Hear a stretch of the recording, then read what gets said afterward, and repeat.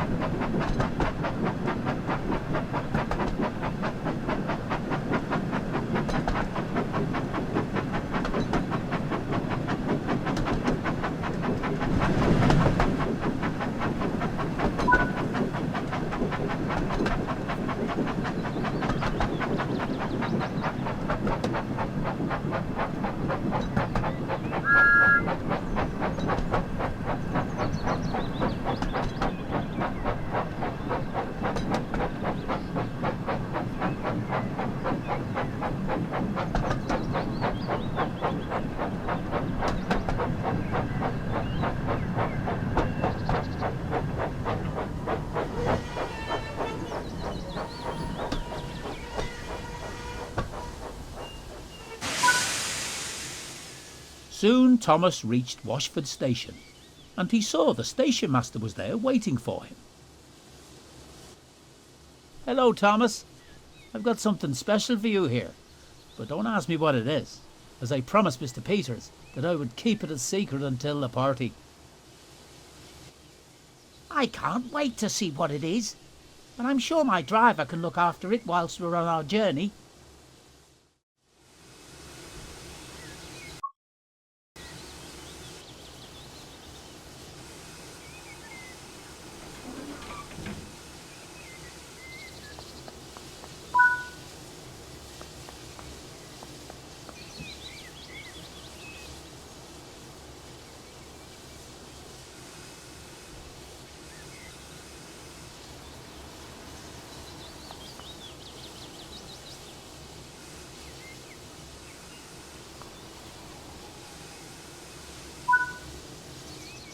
Now we need to keep looking for Diesel. He must be around here somewhere. If you're looking for Diesel, I saw him over in the sidings, although he looked to be a little upset and was in quite a hurry. Come on, driver. Let's take a look and see if he's still there.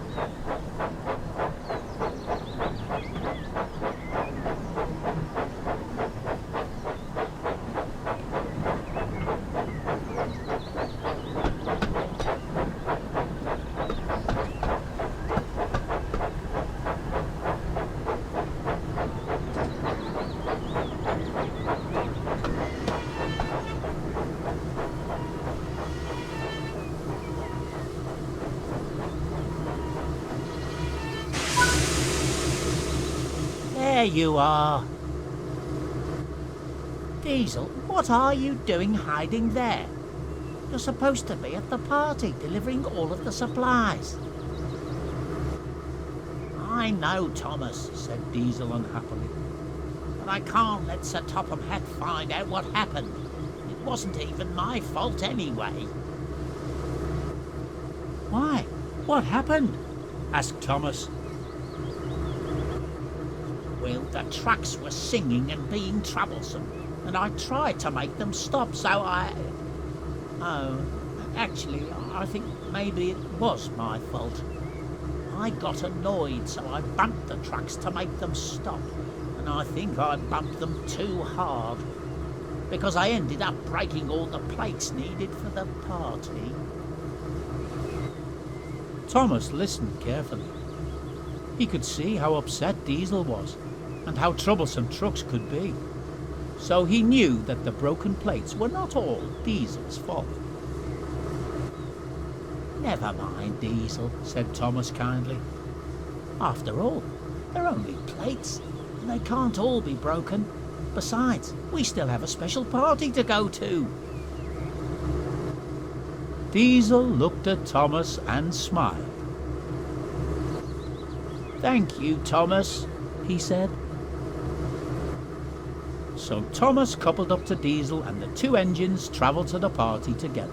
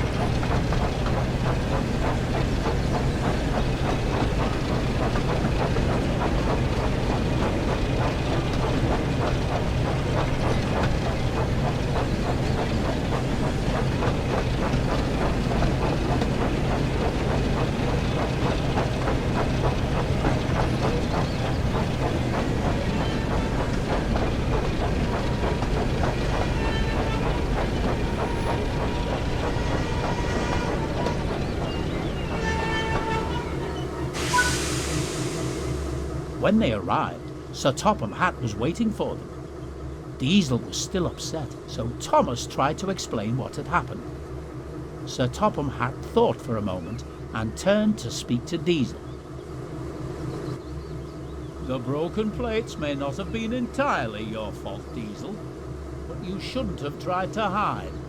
It's always better to admit your mistakes rather than trying to cover them up. Yes, sir, I'm sorry, sir, said Diesel sadly. I just wanted to show you what a really useful engine I can be. But I messed things up again. Now don't worry, Diesel. Broken plates are easily replaced. And now that you've delivered the rest of the supplies, the party can truly get started. It wasn't long before the station platform was covered in tables, chairs, and balloons. Thomas and Diesel looked on as Sir Topham Hatt stepped forward in front of the crowd to make a speech. Ladies and gentlemen, first of all, I would like to thank you all for being here today to help us celebrate a very special engine. I met Thomas many years ago when he first arrived on Sodor, wearing the same colours as he's wearing today. Despite his eagerness and sometimes cheeky behaviour getting him into trouble, I don't know what we'd do without him. As it is his special day, we have one last surprise. Everyone watched as Sir Topham Hatt placed a brightly coloured blue box on the table. When he removed the wrapping, Thomas was delighted to see a beautifully decorated cake. So please join me in wishing Thomas a very happy birthday. Everyone clapped and cheered, and Thomas looked on smiling. Oh, thank you, everyone, puffed Thomas proudly. This is the best birthday an engine could wish for.